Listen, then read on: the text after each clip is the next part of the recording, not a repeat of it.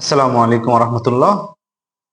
ইরানের বিরুদ্ধে Israel, America তথা সারা বিশ্বের একযোগে ধ্বংসাত্মক আক্রমণাত্মক হামলার তৃতীয় দিনের সর্বশেষ আপডেট নিয়ে হাজির হয়েছি। ইরান এবং ইসরায়েল, আমেরিকা উভয় পক্ষ হামলা অব্যাহত রেখেছে। ইরানের ব্যালিস্টিক ক্ষেপণাস্ত্র ব্যবহারের মাত্রা কিছুটা কমলেও ড্রোন হামলা আগের মতোই অব্যাহত রয়েছে। উপসাগরীয় দেশগুলোতে ইরানের হামলার পরিমাণ অপরিবর্তিত থাকলেও ইরান জুড়ে মার্কিন এবং ইসরায়েলি হামলার গতি বেড়েছে। ইসরায়েল যুদ্ধ শুরুর পর থেকে এ পর্যন্ত ইসরায়েল 1584 বার রেড অ্যালার্ট জারি করেছে, যা এর আগে গত বছর সংঘটিত 12 দিনের যুদ্ধের মোট সংখ্যার চাইতেও বেশি। কুয়েত যুদ্ধের প্রথম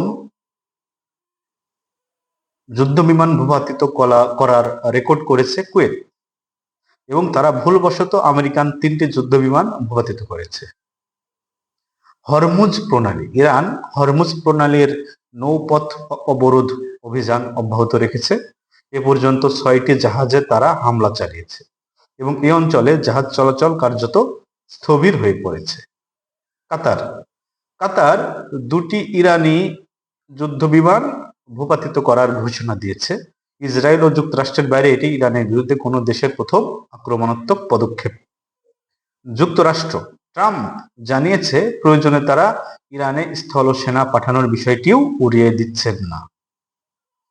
দূতাবাসে হামলা তৃতীয় দিনে মার্কিন যে দূতাবাসগুলো রয়েছে মধ্যপ্রাচ্য জুড়ে, এর মধ্যে সৌদি আরবের রিয়াদের দূতাবাসে 4টি, কুয়েতের দূতাবাসে 2টি এবং জর্ডানে 1টি দূতাবাসে ইরানি ড্রোন আঘাত করেছে। বাহরাইনে অলরেডি দাঙ্গা ছড়িয়ে পড়েছে। পরিস্থিতি নিয়ন্ত্রণে জিসিসি সেখানে সেনা মোতায়েন করেছে। মধ্যপ্রাচ্যের মার্কিন ঘাঁটিগুলোতে ইরানের হামলায় নিহতের সংখ্যা এখন পর্যন্ত 6 জন, আহত 20-এরও অধিক। ট্রাম্প এই হত্যার প্রতিশোধ নেওয়ার শপথ করেছে। মার্কিন সেন্ট্রাল কমান্ড দাবি করেছে তারা ইরানের পুরো নৌবাহিনী ধ্বংস করে দিয়েছে।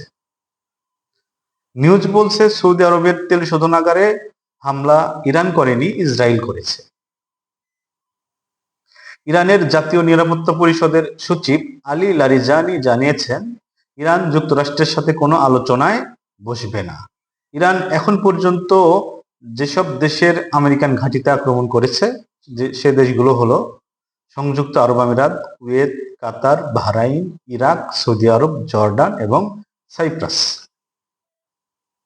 এবং সর্বশেষ এই মুহূর্তে ইসরায়েল ইরানের রাজধানী তেহরান এবং লেবাননের রাজধানী বৈরুতে একযোগে বড় আকারের আক্রমণ শুরু করে দিয়েছে।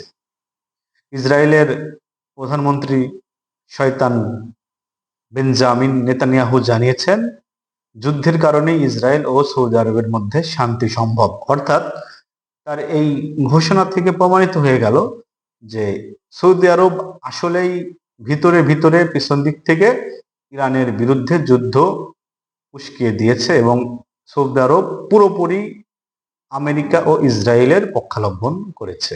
দেখা যাক কি হয়। পরবর্তী আপডেটের জন্য আমাদের সাথে থাকুন। ধন্যবাদ। আসসালামু আলাইকুম ওয়া রাহমাতুল্লাহ।